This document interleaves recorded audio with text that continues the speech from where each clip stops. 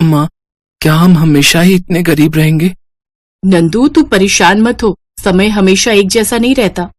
एक गरीब माँ कौशल्या अपने 2 बच्चों नंदू और शीतल के साथ एक झोपड़पट्टी में रहती थी, जो कि दूसरों के घरों में काम करके अपना जीवन बसर किया करती थी। तभी एक रोज उसे काम पर जाने में लेट हो गया। मैंने तुझे कल ही बता दिया था कि मेरे मेहमान आने वाले हैं और तूने आने में लेट कर दिया। मालकिन, मुझे माफ कर दीजिए, मेरे छोटे बेटे नंदू की तबीयत खराब थी, इसीलिए थोड़ा सा टाइम लग गया आने में। तेरा बेटा जिंदा रहे या मर जाए, मुझे उससे कोई लेना देना नहीं। तुम लोग काम को भगवान नहीं मानते हो, इसीलिए तो गरीब हो। मालकिन के इतना बोलते ही कौशल्या को गुस्सा आया और उनकी नौकरी पर लात मारकर वो वापस आ गई। रुक जा, कहाँ जा रही है तू? ठीक है, जा, तेरा 1 महीने का पगार बाकी है ना, वो तो लेने आएगी ही, तब बताती हूँ। अकड़ बहुत आ गई है ना तुझमें। मालकिन पीछे से चिल्लाती रही, लेकिन कौशल्या ने मुड़कर दोबारा पीछे नहीं देखा और सीधा अपने घर वापस आ गई। क्या हुआ माँ, आज आप जल्दी आ गई? कौशल्या ने अपने आंसुओं को पोंछते हुए कहा। हाँ बेटा, आज ज्यादा काम नहीं था इसलिए वापस आ गई, और वैसे भी वहां से मैंने काम छोड़ दिया है क्योंकि वो लोग ज्यादा पैसे नहीं देते थे। मैं कुछ ही दिनों में दूसरी जगह काम ढूंढ लूंगी। माँ, हमारे घर के बाहर से बहुत सारे बच्चे स्कूल जाते हुए दिखाई देते हैं। वो सब लोग आपस में यही बातें करते हैं कि पढ़ लिख कर पुलिस ऑफिसर बनेंगे, तो मेरा भी पुलिस ऑफिसर बनने का मन करता है। हमें आप पढ़ाती क्यों नहीं हो माँ? उसकी बड़ी बहन शीतल नंदू से थोड़ी बड़ी थी, इसीलिए उसने कहा, नंदू तुझे पता है ना हमारी माँ हमारे लिए कितनी मेहनत करती है। हम लोग किसी तरह जिंदा हैं, ये क्या कम है? तुम लोग चिंता मत करो, बहुत जल्द तुम लोगों की पढ़ाई लिखाई मैं शुरू कर दूंगी, उसके लिए चाहे मुझे कुछ भी क्यों न करना पड़े। कौशल्या ने नंदू को दवा खिलाई क्योंकि उसे थोड़ा बहुत बुखार था। उसके बाद खाना पीना बनाकर वो शाम को काम ढूंढने निकल गई। तुम तो वही हो ना जो हमारे पड़ोस वाले घर में काम किया करती थी?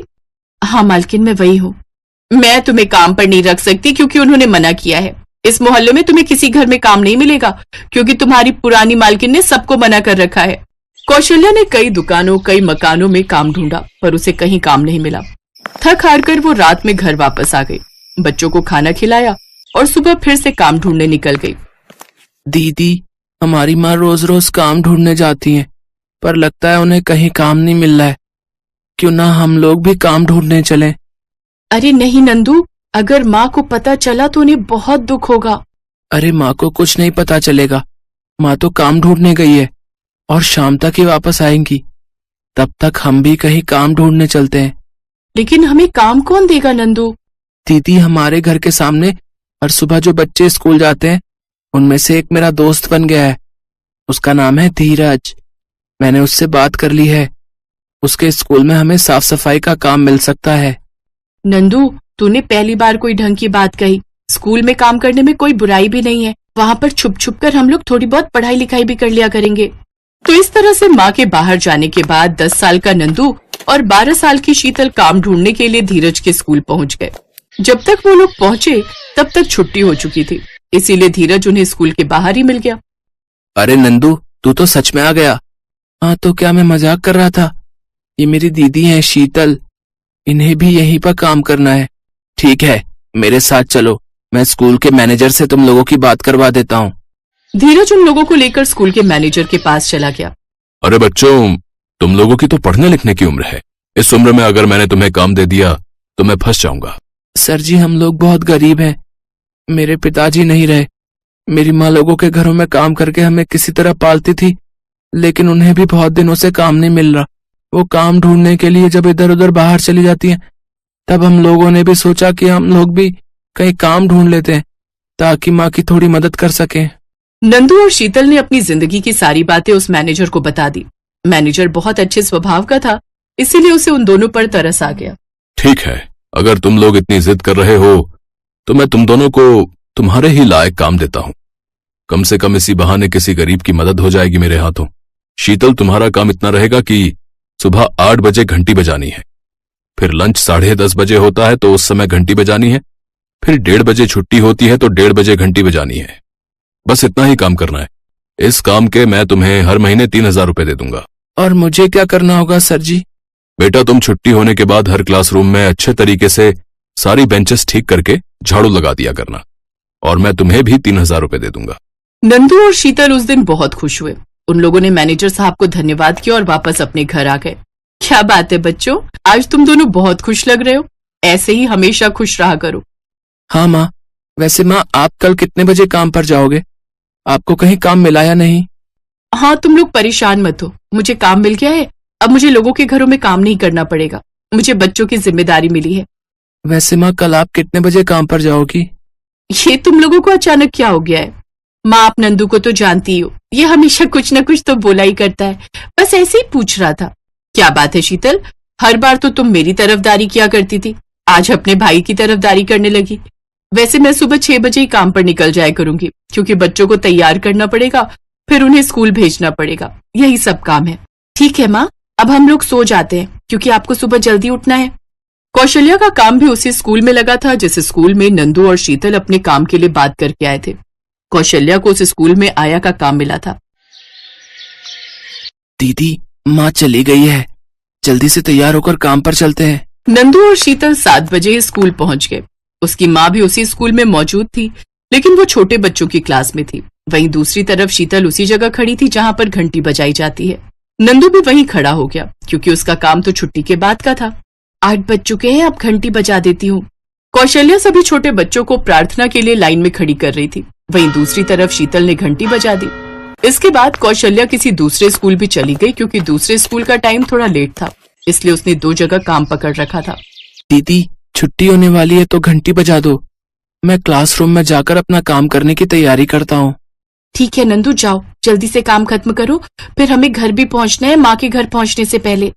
शीतल ने घंटी बजा दी और स्कूल की छुट्टी हो गई। लेकिन तभी छुट्टी के टाइम कौशल्या भी वहां पर आ गई, क्योंकि छोटे बच्चों को अब उसे घर छोड़ने भी जाना था। नंदू क्लास की सभी बेंच ठीक करने लगा, फिर झाड़ू लगाने लगा। सारा काम खत्म करने के बाद वो शीतल के पास आ गया। दीदी, आज का हमारा काम हो गया है, अब चलते हैं घर। ये अब रोज का काम हो गया था।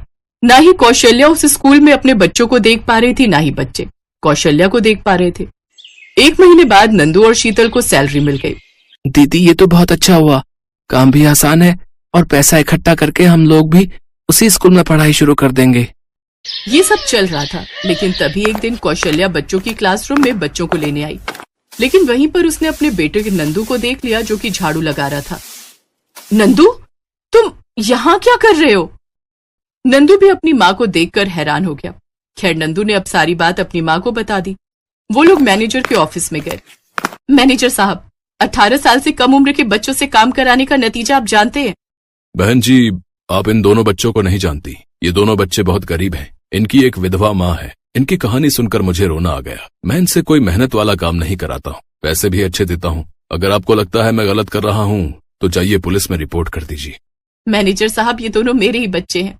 जिस विधवा माँ की ये बात कर रहे थे, वो विधवा माँ मैं ही हूँ। ये सुनकर मैनेजर हक्का बक्का रह गया।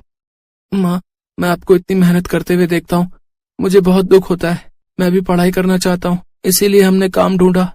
आपको तकलीफ ना हो इसलिए हमने आपको कुछ नहीं बताया। तुम लोगों की कहानी सुनकर मुझे अपना बचपन याद आ गया। मेरे भी माँ बाप नहीं थे, मैंने भी खुद काम करके पढ़ाई लिखाई की और मैनेजर बना। आज के बाद तुम दोनों भी इसी स्कूल में पढ़ाई करोगे और तुम दोनों की कोई फीस नहीं लगेगी। तुम दोनों मिलकर सिर्फ स्कूल की घंटी बजा दिया करना, वही हमारी फीस होगी। ये सुनकर कौशल्या का गुस्सा शांत हो गया। अब कौशल्या स्कूल में काम करती और उसके बच्चे उसी स्कूल में पढ़ाई करते। पढ़ लिखकर शीतल उसी स्कूल की प्रिंसिपल बन गई और नंदू बड़ा होकर एक बहुत ही होनहार पुलिस ऑफिसर बन गया। इस तरीके से अगर हम कभी अपनी जिंदगी में हार ना माने तो अंत में सब कुछ ठीक हो जाता है।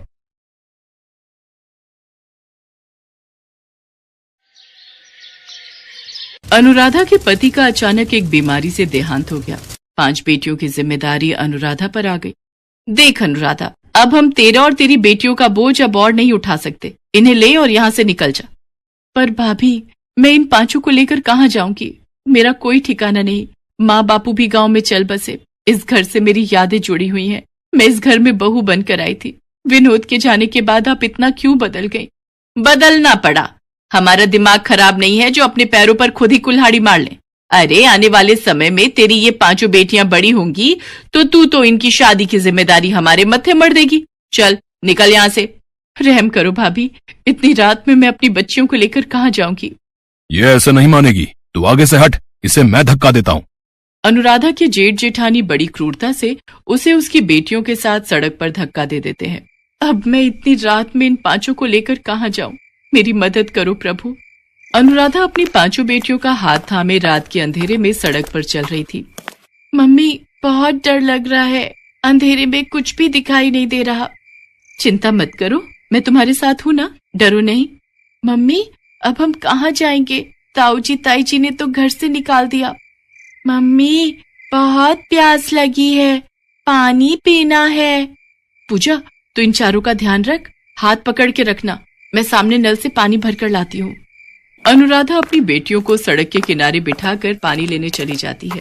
तभी एक गुंडा अनुराधा के पास आता है और उसका हाथ पकड़ लेता है। क्या बात है, प्यास लगी है क्या?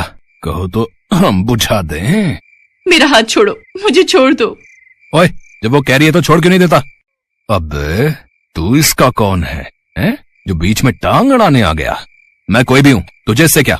लगता है तू ऐसे नहीं मानेगा। वो आदमी गुंडे को मार पीट कर वहां से भगा देता है। शुक्रिया भैया, आज आपने मेरी मदद की। इसमें शुक्रिया की कोई बात नहीं, ये तो मेरा फर्ज था बहन। अनुराधा अपनी बेटियों को लेकर जाने लगती है। तभी बहन, इतनी रात में तुम अकेली कहाँ जाओगी? यहीं पास में ही मेरी मौसी का घर है, रात वहां रुक जाना। बच्चियों के साथ अकेले रात में रहना खतरे से खाली नहीं। मम्मी, हम सबको भूख लगी है। चलो आओ, मौसी के घर चलते हैं, वहां सब पेट भर कर खाना। शुक्रिया भैया। वो आदमी अनुराधा और उसकी बेटियों को अपनी मौसी के घर ले जाता है। अरे आओ आओ बेटी, कितनी प्यारी और मासूम बच्चियां हैं। तुम्हारी कहानी सुनकर सचमुच मेरा भी दिल भर आया। कैसे निर्दयी लोगों की दुनिया बनती जा रही है।